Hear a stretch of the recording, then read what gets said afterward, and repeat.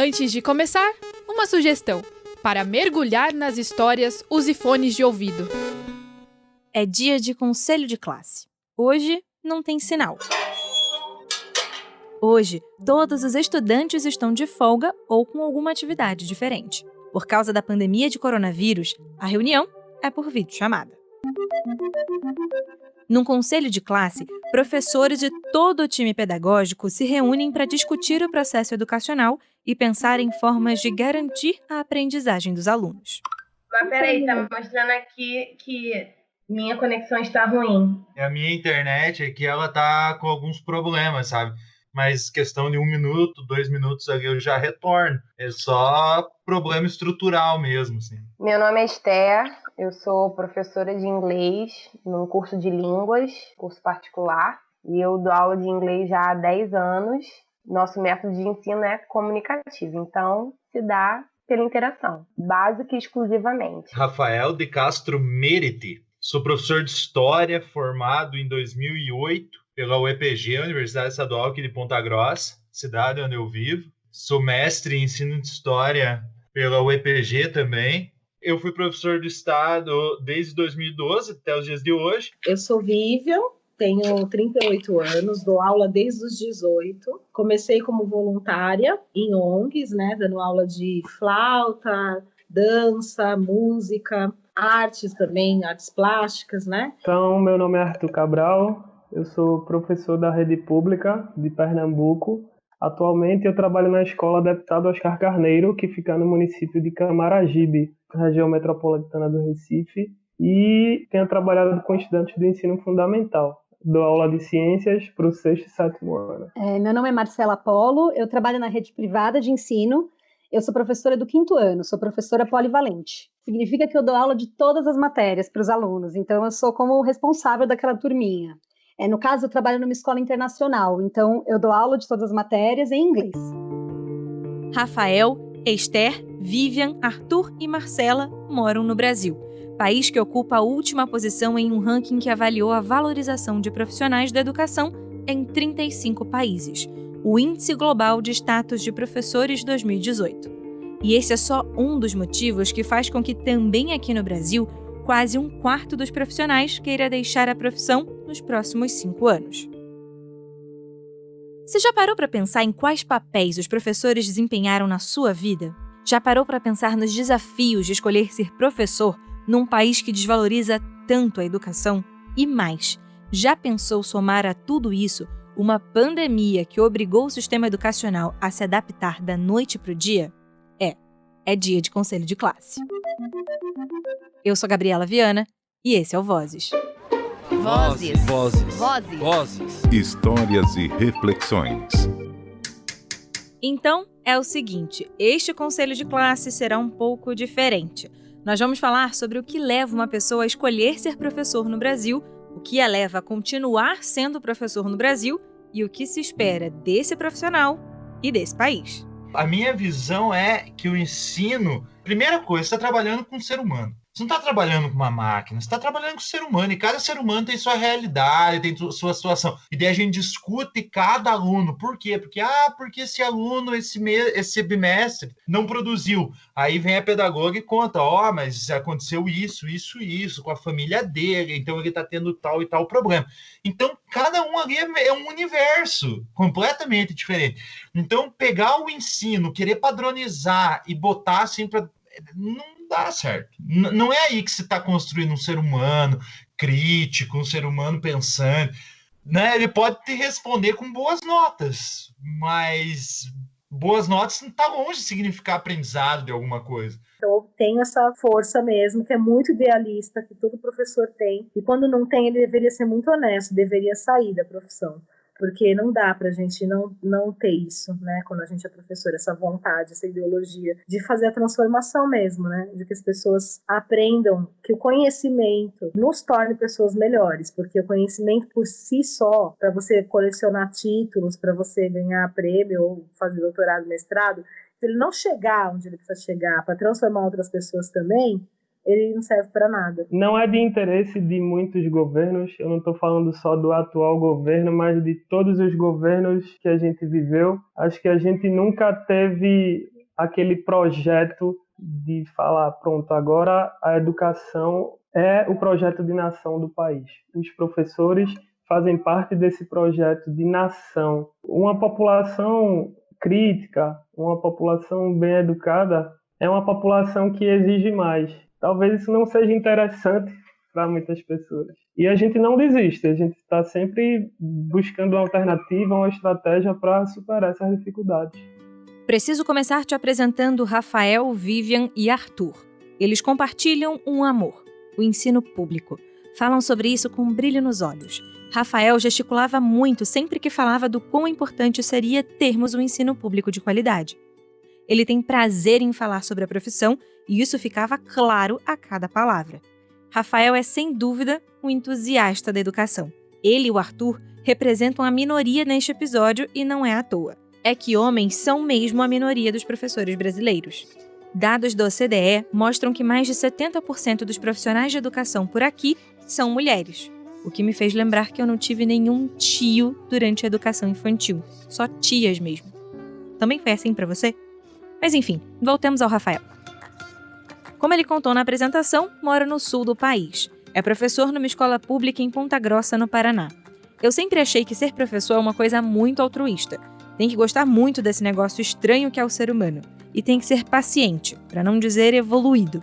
E esse é o caso do Rafael. Eu costumo brincar com os meus alunos que pro pai e pra mãe existe médico, advogado e engenheiro, né? O resto não parece ser uma opção viável, né? Principalmente a história, que é a minha área de atuação, ela sempre foi algo que eu me interessei, que eu me apaixonei muito cedo, mas o principal motivo mesmo é pelo contato com o ser humano. Eu sempre realmente acreditei que a partir do conhecimento e da interação desse conhecimento com o ser humano, a gente podia fazer alguma coisa, socialmente falando e tal. Não falei? Altruísta. Sala de aula é meu habitat natural. Eu amo o que eu faço e chegar nos meus alunos é a coisa que eu mais gosto de tudo. Eu fui vice-diretor já da escola onde eu trabalho. Fiquei 1 ano só porque a sala de aula me fez muita falta. E eu abandonei a vice-direção para voltar para a sala de aula.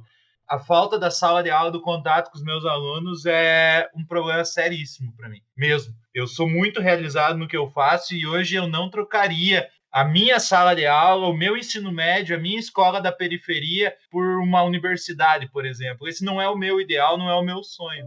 Vivian também já deu aulas na periferia.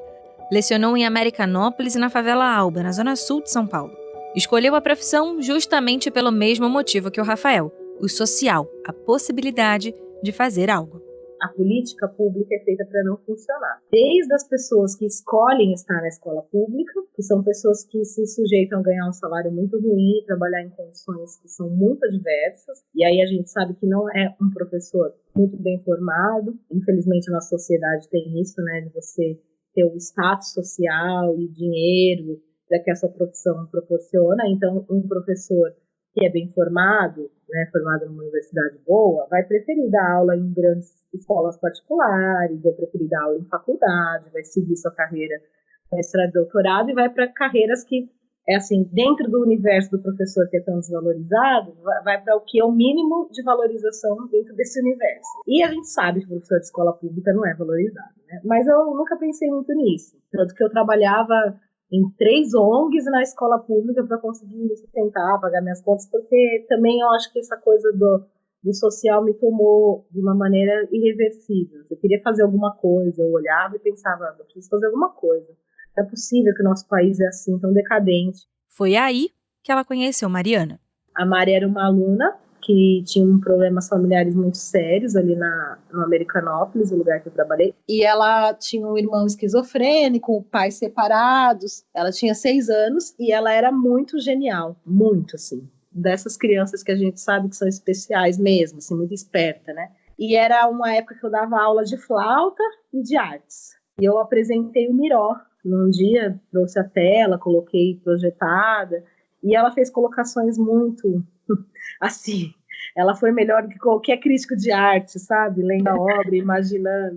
Eu lembro que eu olhei para aquilo e falei, gente, o que a gente está querendo ensinar alguma coisa para a criança? A criança já está dentro da obra de arte muito mais do que qualquer pessoa que eu já vi na vida.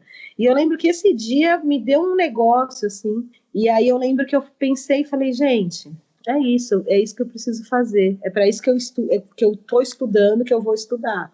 Para aprender mais e para multiplicar mais. Foi realmente um acontecimento. Essa aluna foi a primeira aluna por quem eu me apaixonei, e desde então, nossa, me apaixonei por muitos alunos, foram muitas histórias bonitas.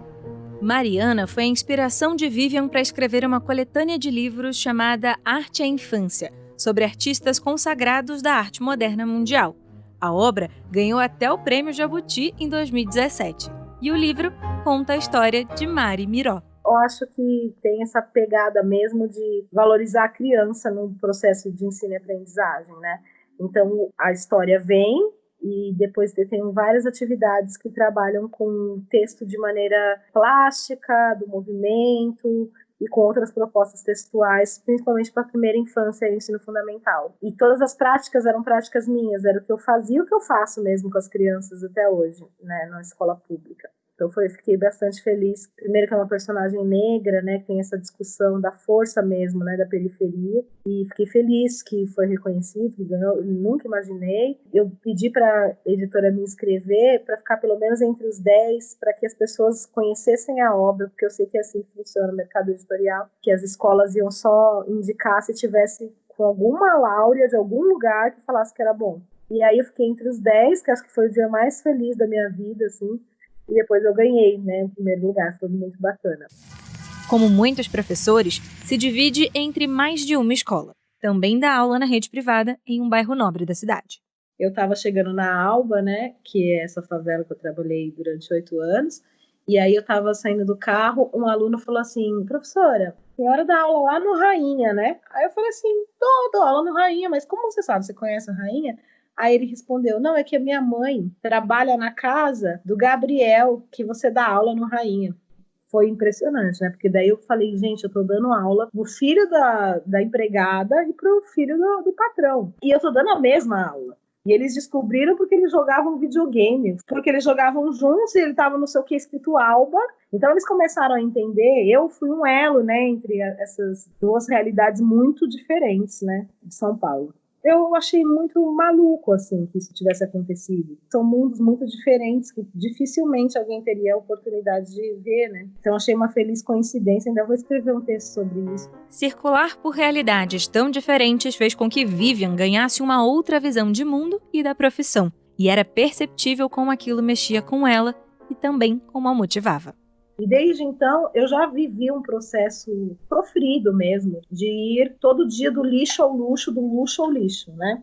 Então, de manhã eu estava na escola privada e à tarde eu estava na escola pública. E essa escola, que eu trabalhei muitos anos, ela é uma escola muito ruim. E, ao mesmo tempo, eu estava na escola particular, com 20 crianças por turma, com todos os materiais que eu fizesse, e com crianças extremamente tímidas, recatadas, com pouca visão de mundo. Eu fiquei meio pirada, assim, no começo, foi bem difícil. Até o que eu percebi que dava para fazer uma correspondência, né? Que eram todos crianças e adolescentes. A necessidade de um supria do outro e assim vai, né? Então você adentra em um universo que ele só se multiplica. E é importante ter essas duas vivências, sabe? Porque daí você entende realmente o que é o Brasil. A Vivian já participou aqui do Vozes em outra ocasião. Foi no Vozes em Debate, sobre educação em presídios. Foi o primeiro nome que eu lembrei quando decidimos ouvir professores. Queria alguém que não tivesse medo em falar sobre as opiniões que tem. E desde o dia em que conheci Vivian, isso me chamou muita atenção nela. É autenticidade pura e brilho nos olhos.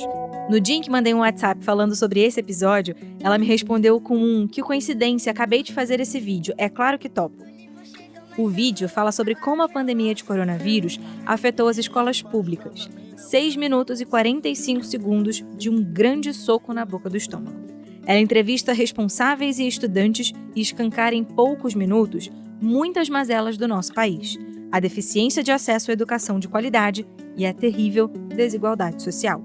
E talvez, mais ainda do que isso, a falta de atenção de um país inteiro com aqueles que vivem nas periferias e que dependem do ensino público. Você tem internet aqui na sua casa? Não. E celular? Eu tenho, só no meu tablet. Eu uso o celular da minha mãe. Certo é colocar a internet nas comunidades para que as crianças possam estudar em casa e não ter que sair para as ruas para poder conseguir um sinal de internet para poder falar, né? O professor disserta sobre ponto difícil do programa. Um aluno dorme, cansado das canseiras desta vida. O professor vai sacudi-lo? Vai repreendê-lo? Não. O professor baixa a voz, com medo de acordá-lo. Carlos Drummond de Andrade já mostrava nos versos dele que a profissão é muito mais do que corrigir prova, escrever na lousa, ficar falando coisas por horas ou dar bronca no coleguinha que fala demais. Ser professor é auxiliar na construção de uma sociedade melhor. Por isso, é preciso criar conexões, estabelecer pontes, enxergar o outro, entender o todo de cada um daqueles universos. Isso tudo faz parte do ensinar. E essa lição o Rafael aprendeu justamente dentro da sala de aula. Eu dava aula e chego na escola na segunda-feira à tarde, né? Já estava dando aula desde manhã, daí à tarde cheguei para dar a primeira aula da tarde, e daí aquele ritmo de segunda-feira e tal. Quando eu percebi que ela estava de cabeça baixa, assim, né? E o primeiro impulso da gente é, nossa, de cabeça baixa. Não, eu engoli um pouco esse impulso, cheguei próximo a ela estava tonta. Tirei ela de sala de aula, né, amparada e tal. Sentamos para esperar a pedagoga, quando ela me conta que ela não tinha comido fazia 3 dias, porque ela não havia ido para a escola na sexta-feira, então sexta, sábado e domingo, que acabava que não tinha aula, ela não tinha feito uma refeição digna, né, obviamente, e que ela estava se sentindo muito fraca e tal. E ali foi um choque de realidade muito grande para mim. Esse foi um momento bem importante na minha vida. Como ensinar alguém que tem fome. Se você quer ter uma base do que é isso, imagine como que é conversar com você mesmo próximo dos 11h30, meio-dia, e se você ainda não almoçou. A nossa irritabilidade, a nossa condição, né? Agora você imagine você não ter previsão de suprir isso e ainda vir alguém te cobrar que você aprenda história, nesse caso. Aí eu percebi que a educação é um processo muito mais amplo do que a gente costuma falar, do que a gente costuma entender. Se eu não diminuir a miséria, a desigualdade social, eu não vou ensinar ninguém. Quantos que reprovaram por fome? E a partir desse episódio em específico, eu passei a entender a educação como algo maior que eu. Se eu não acabar com a desigualdade social, se eu não der dignidade, eu não dou educação. E se eu não dou educação, eu não formo uma nação. Percebe como a gente não consegue discutir um país sem passar pela educação dele?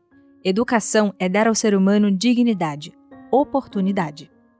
A região Nordeste, ela é historicamente carente de recursos. Então, a gente tem percebido isso não só no acesso à internet, mas no acesso à água, no acesso à alimentação. Eu costumo dizer que educação, antes de tudo, é ter o que comer, é ter o seu alimento no prato. Como é que um estudante, como é que uma pessoa vai adquirir conhecimento se ela não tem o que comer? Então, isso, infelizmente, espero que em algum momento mude, ainda é muito comum na nossa região. Então, a gente também se depara, principalmente no noticiário, que estudantes do Sul, Sudeste têm bastante acesso, que tem uma porcentagem muito alta de acesso, e termina criando aquele abismo, né, entre regiões. Mas não dá para desistir. É um desafio. A gente sempre, quem é nordestino, já nasce com um desafio na vida e a gente tenta ultrapassar isso daí e alcançar todo mundo. Então... Encontrei Arthur no Instagram e me arrisquei a mandar mensagem para ele. Não demorou muito e me respondeu topando participar na parte da tarde. De manhã, ele estava com a filha pequena. Ela, aliás, aparece ao fundo da gravação dele em alguns momentos. O Arthur me pareceu ser o tipo de professor que é impossível esquecer.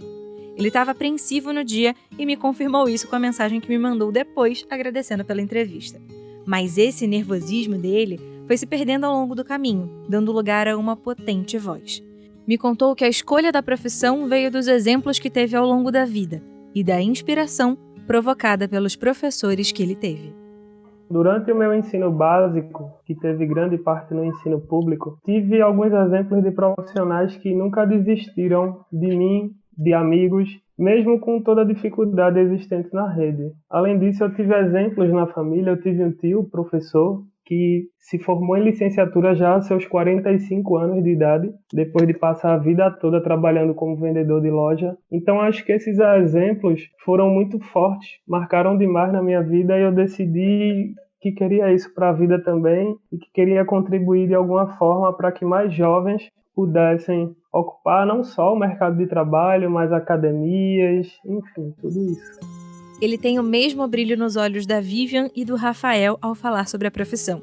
O mesmo jeito esperançoso. E isso dá um grande alívio, eu confesso. É que conforta muito saber que existem pessoas que, mesmo diante das dificuldades, não se perdem do objetivo maior: mudar a realidade da educação no Brasil. No final do ano, a gente tinha turmas de terceiros anos que estava um pouco difícil de trabalhar. Eram 35 estudantes, então são 35 realidades diferentes.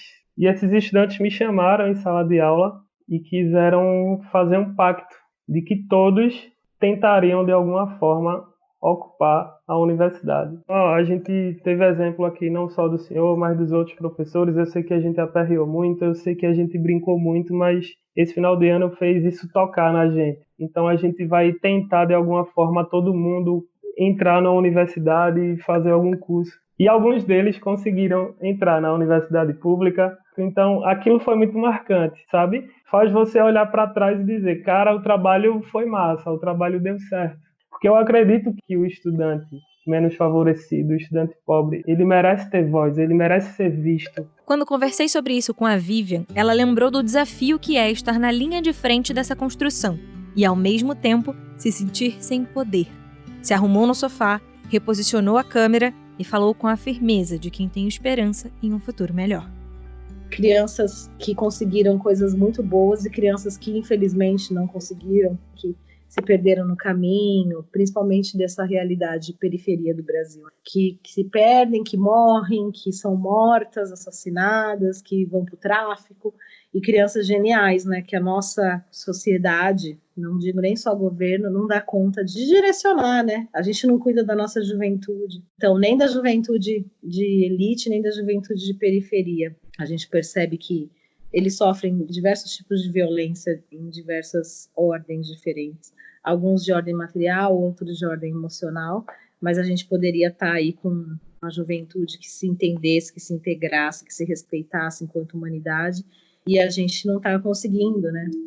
A sociedade não está conseguindo. Os pais, o mercado, a escola, enfim, a TV, a comunicação, a gente não tem conseguido formar uma juventude integradora, que seja politizada, que lute por uma nova realidade brasileira. Em um determinado momento, perguntei ao nosso time de professores quais eram os desafios do dia a dia para a formação dessa juventude integradora. Foram tantas respostas que foi até difícil para a gente editar. Estrutura. Os mesmos professores que dão aula na escola pública, muitos deles são professores de escola particular. Então o professor é o mesmo, logo a qualidade da aula é a mesma. Por que o pai procura a escola particular? Uma questão de estrutura. Na escola particular você vai ter lá um ginásio fechado para o teu aluno garantido lá a prática do esporte. Na nossa nós temos quadras cobertas, mas nem sempre temos quadras, nem sempre temos quadras cobertas, nem sempre essas quadras cobertas estão em bons estados, entendeu? E isso para falar de uma parte, né? Você tem ali várias outras. Numa das escolas particulares que eu dei aula uma vez, eles tinham uma quadra de esportes reduzida. E daí uma vez a gente tentou alugar uma quadra de esportes de um outro colégio particular para poder levar os alunos nas medidas corretas lá, enfim. A direção da escola ficou com medo que os alunos se encantassem com o ginásio, com a estrutura da outra escola. Então, se existe esse problema entre escolas particulares, se imagine a diferença entre uma escola pública e uma escola particular. Eu gasto, em média, 300, 400 reais por mês para conseguir ter material. Eu comprava argila, comprava massinha para fazer animação, eu pegava minha câmera, levava para a escola, eu comprava de canetinha, giz de cera, lápis de cor, papel. É difícil, né? Porque você já ganha mal, e aí você ainda pega o seu dinheiro, você vai fazer o quê? Dá para fazer outras coisas? Dá. Eu também poderia fazer outras coisas. Poderia ficar com o caderno de arte que eles recebem, o lápis que eles recebem, que é uma porcaria, né? O lápis de cor, o lápis de escrever, lá, o de grafite. Mas não vou ficar, não vou, porque eles merecem ter acesso a outras coisas.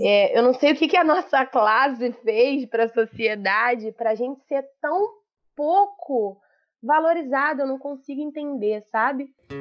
Mas se você acha que tá pouco, calma, ouve mais um pouquinho. Por exemplo, eu trabalhei no projeto Frida Kahlo, que é um projeto que eu faço sempre, que eu apresento a Frida, falo sobre grandes mulheres da arte. Na verdade, começo com a Frida, que é um ícone pop. E aí a gente estuda bastante, eu passo cenas do filme, a gente conversa sobre a história de vida dela, lê o diário íntimo dela, para entender o quanto que a vivência pessoal alimenta a obra de arte, né, de um artista, para entender essa relação entre como você transforma suas angústias e tristeza em arte.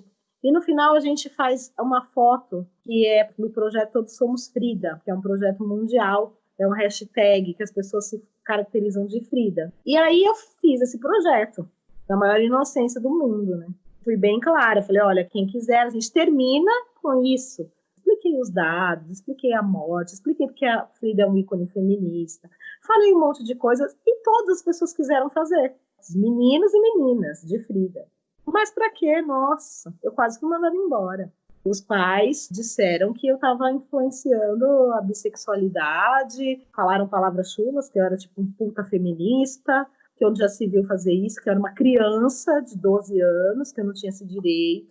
Tudo bem, você não quer se colocar de Frida, é uma opção, não obriguei ninguém, mas todos eles se comoveram, todos eles ouviram a história, talvez os pais precisassem aprender com os próprios filhos, né? E uma obra de arte, ela é social, ela se insere num tempo. Eu não vou ficar dando aula de bordado. Eu não estou na ditadura militar, assim, pelo menos a gente saiba. Eu já acho difícil ser professora num contexto que eu trabalho com um salário digno e com todas as possibilidades que eu tenho. A gente está vivendo um momento de, assim, negação da ciência, perseguição de professor. Eu sinto que para quem quer ser professor agora e que tem um compromisso com a verdade, um compromisso com o método científico, um compromisso com identificar a fonte, com o aprendizado, com a profundidade, é um desafio. Quem decidir ser professor hoje em dia tem que saber que é um desafio, assim, que num país que a educação está sendo sucateada, que os professores estão sendo perseguidos, que os professores estão sendo chamados de vagabundo. Essas coisinhas pequenas, elas realmente não estão sustentando, né, a moral do professor, onde ela precisa estar, né, junto com um salário que não é adequado. Então, eu vejo que tem muitas coisas que a gente precisa mudar. Uma delas é o imaginário sobre o que o professor faz, sobre o trabalho de professor, que seja entendido melhor,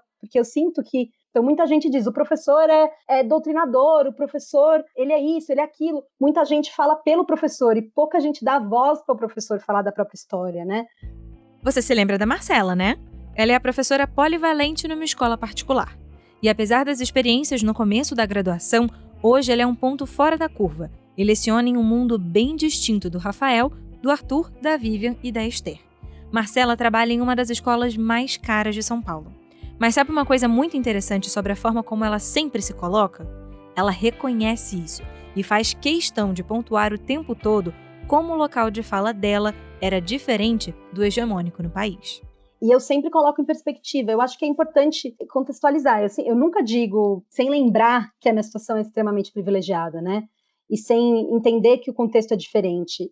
E o meu sonho é que todas as escolas sejam como a escola que eu trabalho. Tanto para um professor, que a gente se sente super ouvido, a gente sente que o que a gente tenta fazer na sala de aula acontece entre a gente, né? Quanto para os alunos. E o meu sonho é que a educação seja assim para todo mundo. Mas eu entendo quando as pessoas olham de um jeito, mas você nem sabe o que é a sala de aula. Eu entendo, porque realmente a minha situação é muito diferente. Marcela é um doce de pessoa. Já conhecia o Vozes e estava animada em participar contando a história dela. Ela entrou na educação como professora de inglês em uma escola de idiomas. Pensou em fazer jornalismo, mas escolheu fazer letras. Também trabalhou em um banco, mas com a distância da sala de aula, entendeu que lá era exatamente onde ela queria ficar. Fiquei 2 anos e meio, eu ia super bem no banco. Eu tive uma carreira meteórica. Em 2 anos e meio, eu virei analista, era super novinha, tinha 19 anos. E eu voltei para a sala de aula, que para mim é incrível, né? Tem gente que acha que como se fosse um passo atrás, né? Quando me perguntaram, mas por que você saiu do banco para virar professora? Eu dizia assim, o banco eu tenho uma recompensa no final do mês, que é o meu salário. como professora, eu tenho todo dia várias recompensazinhas, assim, que ao mesmo tempo que de vez em quando você fica devastado, de vez em quando chega aquela cartinha de aluno falando como você foi importante, ou de vez em quando você vê aquele aluno que estava com uma super dificuldade de fazer alguma coisa, fazendo a coisa sozinho. Então, todas essas pequenas coisas, assim, alimentam o professor. Dá um quentinho no coração ouvir isso, né? A Marcela tem o mesmo sonho que a maioria dos professores que a gente conhece, que todos tenham acesso à educação de qualidade. E assim como a Vivian, ela nunca mediu esforços. Quando eu fiz a licenciatura em letras, eu tinha que fazer um estágio obrigatório em escola pública. Nessa época, eu fiz o estágio direitinho e eu usei muitos recursos próprios. Eu lembro que eu fiz um projeto de criar um jogo de tabuleiro com as crianças em inglês, e aí tudo, eu lembro que eu comprei, fui atrás, tudo. Depois disso, recursos materiais mesmo, comprar muito pouco. Talvez alguma coisa extra que eu queira ter feito uma firula, alguma coisa que eu imprimi por algum motivo, mas nada que tenha tido um impacto, não. Nunca tive. Tá vendo? A minha situação é bem diferente da maioria, eu acho. Imagina, eu tenho uma biblioteca dentro da minha sala. Não é uma biblioteca na escola. Eu tenho uma biblioteca dentro da minha sala. Meu sonho é que todas as crianças tivessem esse tipo de acesso, assim. É o grande sonho da minha vida, assim. Antes de encontrar uma escola que a valorizasse como profissional, Marcela também viveu experiências difíceis. E se esse retrato falado da educação brasileira já parece ruim, na história dela, ele ganhou um outro agravante. Mas eu acho que uma coisa que eu me lembro foi um aluno que eu tive que tinha um comportamento bem desafiador, ele tinha um diagnóstico, inclusive, e no primeiro dia de aula ele jogou uma cadeira em mim, aluno do 5º ano, 10 anos. Ele estava sendo muito inadequado com outro colega, tipo, batendo no colega, falando bobagem, agindo como um bully mesmo, né, falando, e eu dei uma bronca nele, e aí ele ficou bravo comigo e tacou a cadeira em mim. Marcela recebeu todo o apoio emocional e profissional da escola onde trabalhava, e disse que isso fez com que o episódio fosse menos traumático. O Brasil lidera o ranking de agressões contra professores, segundo o relatório de 2019 da Organização para a Cooperação e Desenvolvimento Econômico. Dentre os mais de 100 mil professores ouvidos, mais de 12% afirmaram ser vítimas de agressões de alunos. É crítico, é grave, é urgente. E aí vem uma pandemia arrebatadora que, de primeira, mostrou o que é o abismo da educação no Brasil. A rede pública simplesmente parou e os pais estão pedindo, pelo amor de Deus, para as aulas voltarem. A escola pública, a gente sabe que não teve aula, essa é a verdade, né? Se conta 20% dos alunos têm acesso, e mesmo tendo acesso, é um ensino que não faz sentido, porque o professor não está junto, não está desenvolvendo, né? E a escola particular teve conteúdo, ponto. Não teve o que a gente acredita muito nessa escola que eu trabalho, que é o contato social, que é a vivência em grupo, que é essa coisa de construir mais laços, né? Um ano em que você descobre mais quem é o outro, quem é você. Não teve. Então, assim, eu tive um mês de aula praticamente. Então, não dá para dizer que é a mesma coisa, não é a mesma coisa. E não é por falta de preparo nosso, é porque é a impossibilidade do contato, e a educação é contato. Não tem como a gente pensar de outro jeito. Se essa pandemia tivesse ocorrido há 15 anos atrás, certamente eu estaria no lugar desses estudantes que não teriam acesso ao ensino remoto. Então, quando as atividades começaram a ser enviadas, quando as aulas remotas começaram a ser realizadas, eu percebi que o mesmo grupo de estudantes não vinha dando o retorno das atividades. Então, entrei em contato com alguns colegas professores lá da escola, entrei em contato com o pessoal da gestão da escola e a gente começou a discutir e tentar identificar o que poderia estar acontecendo. Então, a gestão fez um mapeamento e descobriu que possivelmente esses estudantes não teriam acesso à internet. Foi então quando eu decidi arregaçar a manga. O governo do estado de Pernambuco criou uma plataforma chamada EducaPE. Lá eram disponibilizadas aulas em vídeo ao vivo e gravadas. Por meio de parcerias com emissoras, algumas até eram transmitidas pela TV, mas apenas para o ensino médio. Com isso, cerca de 20 alunos do Arthur permaneciam sem acesso ao conteúdo. Ele, então, pediu a ajuda de amigos, mapeou os estudantes que não estavam tendo acesso às aulas e pegou a bicicleta que tinha em casa. E disse, eu tenho uma bicicleta e eu posso, de repente, imprimir essas atividades, resumos, tirar xerox de capítulos de livros e vou lá. Consegui o endereço desses estudantes com a gestão, falei com o líder comunitário para que ele me desse uma força a descobrir onde era tal escadaria ou tal beco. E fui. E chegando lá nessas casas, eu confirmei que esses estudantes ou não tinham acesso à internet, ou a grande maioria divide um celular para 3, 4, 5 irmãos também estudarem. Então, essa é a realidade que eu encontrei quando eu cheguei. Arthur vai até as 20 casas uma vez por semana levar as atividades de várias matérias. São 17 quilômetros para ir e voltar, fora os que ele percorre a pé, já que a bicicleta não passa em todos os lugares ou sobe as íngremes ladeiras. Ao chegar, verifica os exercícios da semana anterior, tira dúvidas, ajuda os responsáveis a garantir a educação dos filhos. Aliás, tanto as crianças quanto as famílias ficaram surpresas com a atitude do professor. O primeiro momento foi engraçado, foi de surpresa. Eles fizeram cara de espanto mesmo. Um professor aqui. E aí eu expliquei. A gente percebeu que sua filha não estava fazendo as atividades, acompanhando as aulas. Então decidi vir aqui, entregar as atividades, ver o que estava acontecendo. E o sentimento que eu passei a receber foi de muita gratidão pelas famílias. Eu costumo dizer para os estudantes, todo início de ano letivo, que a gente está firmando um compromisso ali, que eu não vou desistir deles. Eles podem bagunçar em sala de aula, podem perturbar, mas eu não vou desistir. E aí chegou 2020 e colocou tudo isso à prova. Então, está sendo muito bacana. Melhorou muito a aproximação com os pais desses estudantes. Aliás, com as mães, a gente precisa deixar isso enfatizado, que as mulheres é que comandam as famílias. As mulheres é que têm o papel de educar as famílias. Elas têm feito isso, eu tenho presenciado isso. Então, gostaria de mandar o meu salve para todas as mulheres, mães de famílias guerreiras que fazem isso. Lembra quando a Vivian falou sobre gastar do próprio bolso para garantir o acesso à educação das crianças? Arthur é mais um exemplo disso.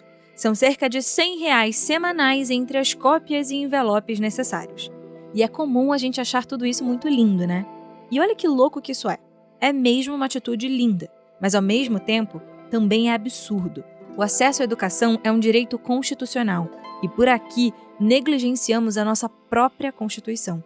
No caso do Arthur, a escola começou a auxiliar a produção do material, assim como amigos e outros professores. Sim, um professor de educação física, Diógenes, depois que eu fiz a segunda entrega, ele disse: cara, eu tô junto contigo nessa. Eu quero te ajudar nessa, acho que eu posso fazer a diferença também. Tu me inspirou nisso, eu vi que a gente poderia fazer um pouco mais para esses estudantes. E aí na última sexta ele já me ajudou, isso quebrou um galho enorme, porque a gente dividiu os espaços de entrega. E ele já ligou para mim, já disse que nessa sexta também vai me ajudar. Eu acho que antes da pandemia, eu trabalhava em torno, 8 horas dentro da escola e chegava em casa, eu trabalhava mais uma horinha, 1h30. Agora eu sinto que eu estou trabalhando umas 10, 11 horas por dia. A carga de trabalho aumentou bastante para mim. A gente tem um departamento de tecnologia educacional muito forte na escola, então cada aluno já tinha o seu próprio tablet, então já tinham alguns aplicativos que eles já tinham super familiaridade, e a gente também. Então nesse sentido foi uma transição muito rápida. O que eu tive que me familiarizar eram outros aplicativos que eu não tinha que usar antes, então o aplicativo de gravar a tela do computador para explicar algum conceito, outros aplicativos que permitiam interação entre os alunos de modo assíncrono, e eu podia contar muito com essa equipe de tecnologia. Eu posso dizer de novo que o privilégio era muito grande, porque a gente tinha todas as ferramentas que a gente quisesse, e se não estivesse entendendo, tinha ajuda de alguém para explicar. Se você entender, por exemplo, que esse ano eu tenho 14 turmas, cada turma com uma média de 30, 35 alunos, são 450, 500 alunos que eu tenho. Se você botar 450 provas para você corrigir em 5 horas de atividade, você entende que é injusto fazer essa conta, entendeu? O quanto você trabalha além disso. Mas pra gente é bem complicado, é tempo curtíssimo para as coisas. Aí com o trabalho online a situação tá diferente. Aí não tem manhã, tarde e noite, aí não tem final de semana. É mensagem de aluno chegando em todos os momentos, é e-mail dos pais vindo com atividades que os alunos fizeram atrasado, eles tiraram foto e mandaram no e-mail da gente, longe de fazer qualquer tipo de drama, nem nada disso, mas domingo, 10, 11 horas da noite, tá chegando atividade nos e-mails da gente. É uma linha muito tênue do que é bom senso e do que pode ser feito. O bom senso diz que, de repente, você poderia esperar segunda-feira no horário comercial para me perguntar. Mas eu também entendo que estão todos com muitas dificuldades. Esse pai que me mandou mensagem também é o cara que está tendo que, de repente, trabalhar de casa, cuidar da criança, lembrou naquele momento de mandar uma mensagem, se não fizer naquela hora, depois esquece. E aí, sabe? A gente tá entrando numa estafa mental, né? Tem hora que a gente esquece qual que é a nossa função mesmo. Você começa a se culpar por você não estar conseguindo alcançar uma coisa que nem é da sua alçada. Acho que até os pais também estão perdidos, acho que todo mundo tá perdido. Acho que a escola tá perdida, né? Porque é isso, você volta e volta para que escola também? Que escola vai ser essa em que a criança, ela não pode conversar com seu amigo, ela não pode tomar um lanche junto, e nisso a gente se perde, todo mundo, os papéis se perdem, né? Parece que você não está trabalhando direito, você está trabalhando muito, mas parece que você não está trabalhando direito.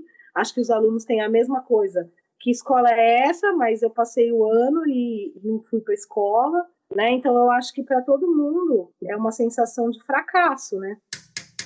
Preciso interromper aqui para te falar algo muito importante que começa a ser sinalizado. Essa sensação de fracasso que a Vivian fala é algo muito presente na fala de todos os professores que participam deste episódio. É como se tentassem equilibrar pratinhos. Parecia que todos precisavam dizer em voz alta que também são vítimas dos efeitos da pandemia, mas ao mesmo tempo absorviam toda a culpa pela dificuldade de aprendizado dos alunos e as deles mesmos em ensinar em meio ao caos e incertezas. Um estudo recente do Instituto Península apontou que 83% dos professores não se sentiam preparados para o ensino remoto. 88% deles nunca tinham dado aula virtual. Mais de 70% não tiveram apoio emocional da instituição onde trabalham. E 50% estavam preocupados com a saúde mental. Se você não faz parte do time de educadores desse país, pode estar agora dizendo que está todo mundo meio estranho nessa fase mesmo. Mas cá entre nós, com todas as histórias que te contamos até aqui e que você vê e ouve todos os dias sobre professores que se desdobram para fazer o ensino funcionar, você realmente acha que isso é algo provocado só pela pandemia? A gente, às vezes, ainda durante a semana faz uma ou outra live que a gente fala lá com os alunos via Google Meet, mas a participação é bem baixa. Os alunos não acessam, até porque são alunos de escola pública, né? Então, nem todos têm os recursos necessários para isso. A parte tecnológica ficou muito comprometida, né? Porque é o que a gente tem. Eu precisei pegar um laptop emprestado, porque o meu laptop estava com a câmera ruim. Eu estou usando o laptop de uma outra pessoa para dar aula, porque pelo meu celular não aguenta mais. Eu chegava na metade da aula, ele esquentava absurdamente e ele caía, derrubava, porque não aguentava. Eu precisei aumentar a rede da minha casa, de internet da minha casa, porque antes eu tinha uma rede para mandar mensagem, entrar nas redes sociais, mas agora eu preciso de uma super rede que comporte videochamadas durante o dia inteiro. Então, impossível para a empresa, né? A gente sabe que empresas grandes às vezes conseguem, né? Compra um laptop e deixa com um funcionário, então o funcionário leva o laptop para casa, para trabalhar de casa. Isso não acontece e não é a minha empresa, é uma realidade da educação no país. Você já ouviu essa voz bastante por aqui, e agora eu preciso te contar sobre a Esther. Como ela se apresentou no início, é professora de inglês em um curso particular de línguas e coordenadora em outro. Dá aulas há 10 anos. Esther é também minha melhor amiga, desde que eu me entendo por gente. Fomos alfabetizadas juntas. Sempre foi ligada no 220 mesmo. Me lembra como se fosse ontem, o dia em que ela apareceu na minha casa toda animada para me dar uma notícia. Havia passado no vestibular para letras. Tinha um professor maravilhoso de português, Luciano. E aí ele sempre dava a oportunidade da gente declamar poemas, tinha um púlpito. Então a gente subia ali e aí apresentava as lições. E aí um dia eu apresentei, quando eu desci do púlpito ele falou, você sabe que você tem a coisa, né? Eu falei, que coisa? Ele, para lecionar, para ser professor. Eu falei, sai fora, Luciano.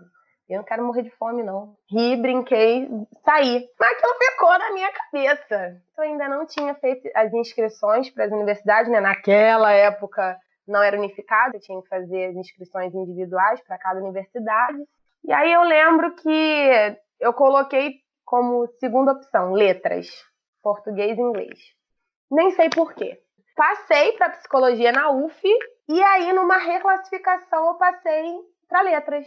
E aí eu não saí mais, eu nem fui à UF. Fui picada, Luciano, bendito, estava certo. E apesar de todos os pesares, e são muitos, me entristece muito o coração ser tão difícil, a brincadeira que eu fiz com ele de falar, não quero morrer de fome.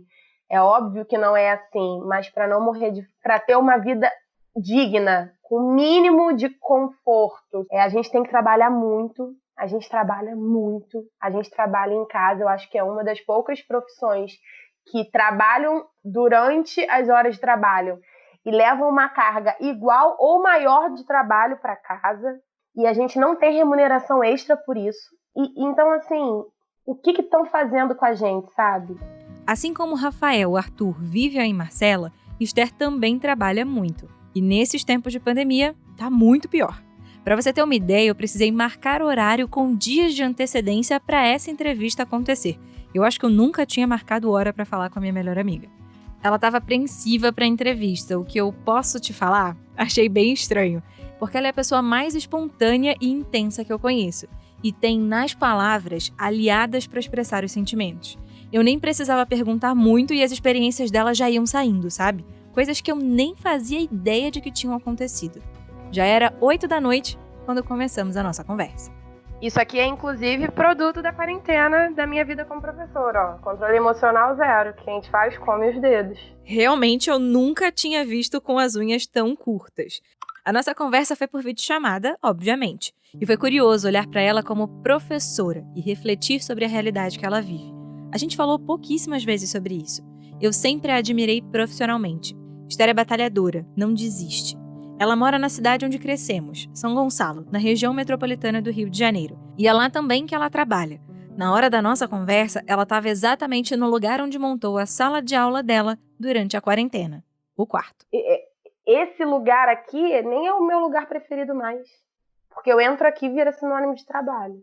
Então, quando eu não estou trabalhando, isso quer dizer quando eu estou dormindo, até para eu desconectar, para eu virar a chave, é muito difícil. Ela acorda por volta das 6, 7 e vai dormir depois das 11 da noite todos os dias. Quando a convidei para esse episódio, Esther tinha uma preocupação. Não achava que tinha um grande lugar de fala por não trabalhar em uma escola. Ao mesmo tempo, levantou um ponto que nós não tínhamos parado para pensar ainda. Em momentos de crise, cursos livres são algumas das opções cortáveis do orçamento familiar. E aí eu entendi que a carga da pandemia sobre o trabalho dela tinha um outro peso. O que me deixa muito fora do meu normal de controle psicológico é que eu preciso trabalhar igual ou mais, porque eu não tenho só a responsabilidade de passar conteúdo. Eu preciso manter esse aluno no curso. Então, assim, não é um problema que a gente pode desmerecer. É realmente algo com o qual a gente precisa se preocupar. E dentro desse espectro, o que me deixa desesperada? Eu não tenho hora de trabalho, porque eu acordo com mensagem de pai ou aluno, eu vou dormir com mensagem de pai ou aluno. Ah, mas então você não responde, você só responde no seu horário de trabalho. Tá, mas é o meu número pessoal, então quando eu entro no WhatsApp para falar com você primeiro, por exemplo, aquele pai ou aquele aluno tá me vendo online e ele me fez uma pergunta. Então, por mais que eu saiba que domingo às 19 horas não é meu horário de trabalho, ou que sábado às 8h30 ainda não é o meu horário de trabalho, o cara tá me vendo online. Confesso que ficamos um tempo pensando sobre como solucionar a questão. Afinal, são pouco mais de 200 alunos. Antes da conclusão desse episódio, ela resolveu estipular horários para atender alunos e responsáveis. Baixou o WhatsApp Business, mas duvido que ainda não pare o que esteja fazendo para poder responder imediatamente, como todos os outros que participam aqui.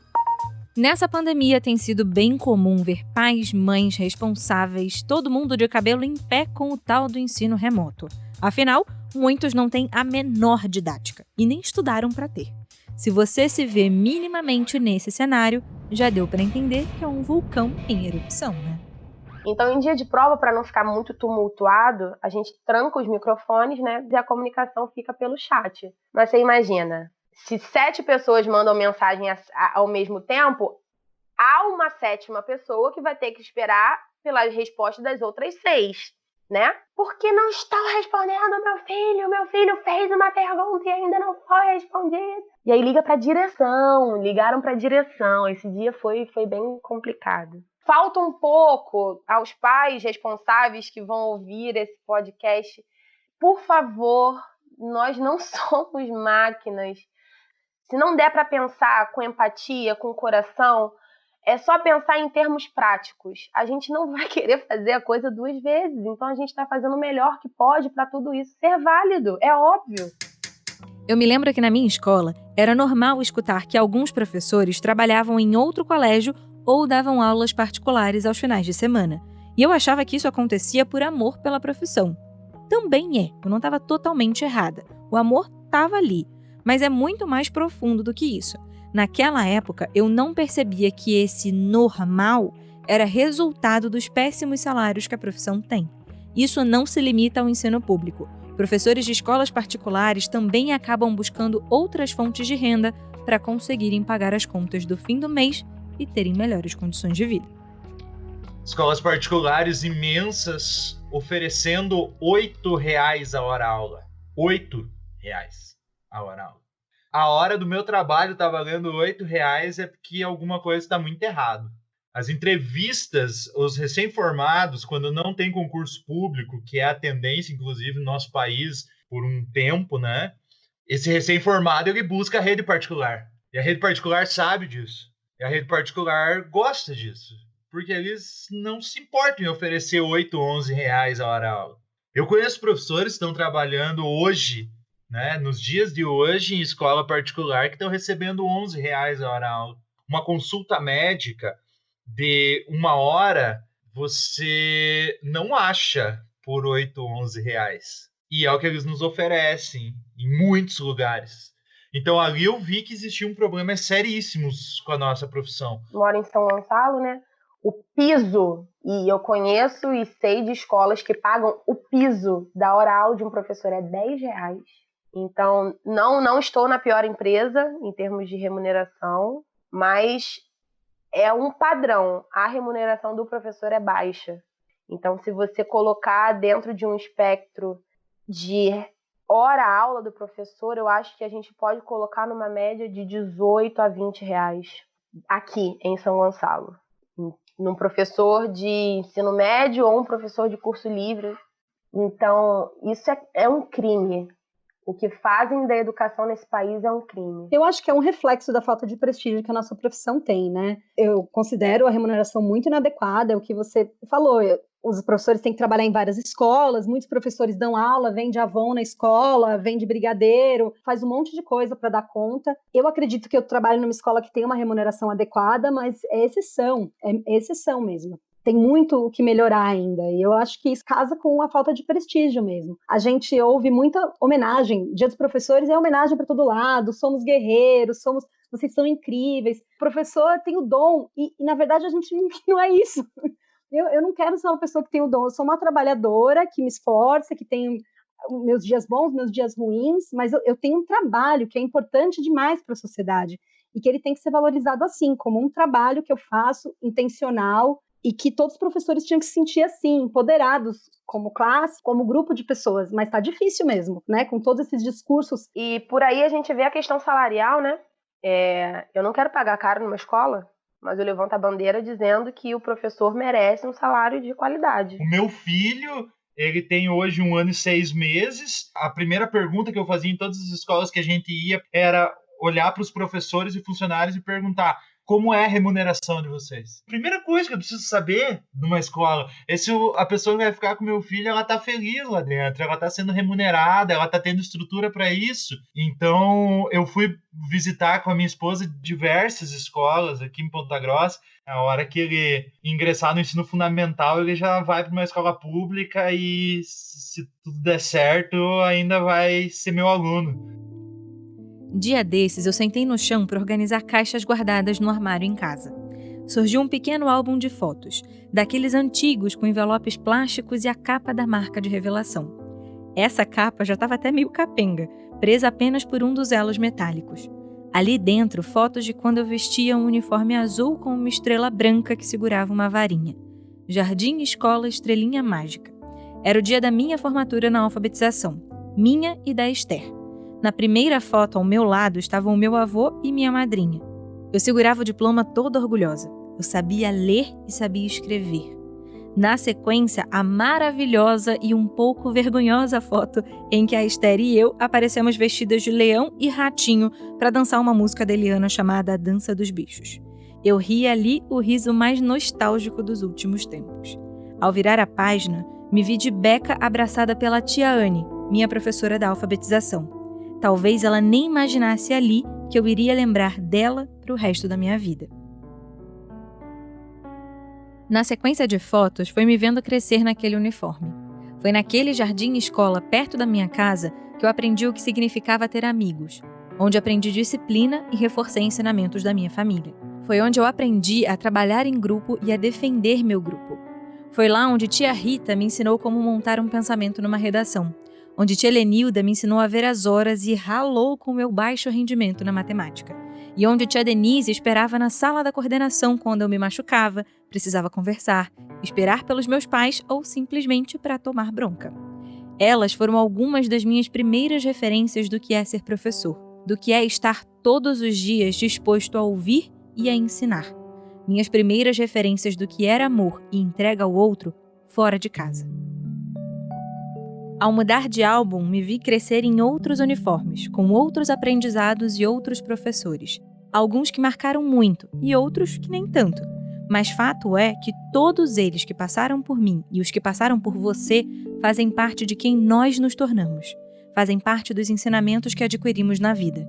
E essa relação aluno-professor é algo que transcende mesmo. E é o que todos os que participaram deste episódio fizeram questão de deixar marcado como combustível para permanecer insistindo na árdua tarefa de ser mestre na arte de mudar o mundo. E aí, já começou a escrever aquele obrigado carinhoso para quem te formou? Eu faço o que eu faço pelos meus alunos. Eu amo o que eu faço por causa deles. Então, para mim, ter uma relação com os meus alunos é bem importante, uma relação positiva, inclusive.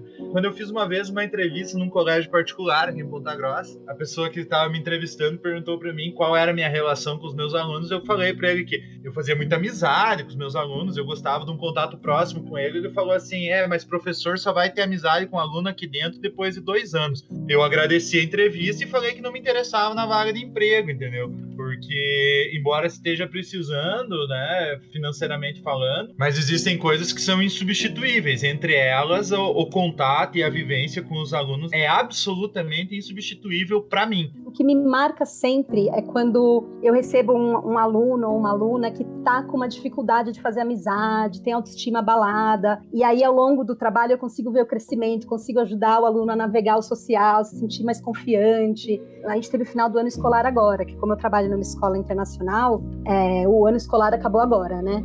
Então eu recebi muitos e-mails das crianças e dos pais me agradecendo. Eu tive um grupo de alunos que precisava de bastante ajuda minha. Eles fizeram um vídeo de homenagem para mim. Então tudo isso, todas essas manifestações de carinho, esses agradecimentos, isso não tem nada que pague, assim. Isso fica marcado para sempre, assim. É a coisa mais incrível. Nessa jornada, a gente aprende mais do que ensina, na verdade. Vale a pena ser professor porque a gente transforma vidas, algumas vezes pedagógicas, muitas vezes vidas pessoais. A gente entende que viver é realmente um ato de amor ao outro. A gente abdica do nosso tempo livre no final de semana, a gente abdica da nossa vida pessoal. Entrar em sala é sempre um desconectar da vida pessoal, não importa se ela esteja muito bem ou muito ruim, porque a gente sempre precisa estar ali inteiro para o outro. Então vale a pena ser professor, porque sendo professor eu entendi o que é dar e receber. Essa troca realmente só quem experimenta conhece. Eu sei que é um clichê, mas não tem nada que pague. Quando a gente participa desse processo e que a gente vê lá na frente como a sociedade pode se transformar através da educação, isso dinheiro nenhum compra, dinheiro nenhum paga. Para quem quer ser professor, eu digo que eu faço o convite, venha, a gente está precisando de professores, é muito gratificante a profissão e eu não poderia ter escolhido algo melhor. Exatamente. Um bom educador é esse que tem essa sensibilidade. E desses educandos que estão ali na sua frente, o que move eles, né? O que vai ser capaz de impactar? Como que você vai encaminhar uma discussão para que todos sejam incluídos? Então, como fazer para que todas as habilidades sejam valorizadas? Só conhecendo muito bem. Então, eu acho que o dia que eu perder essa motivação de fazer alguma coisa para mudar a realidade do nosso país, do ponto de vista da educação, o dia que eu perder a fé na juventude, na infância, aí eu vou morrer junto.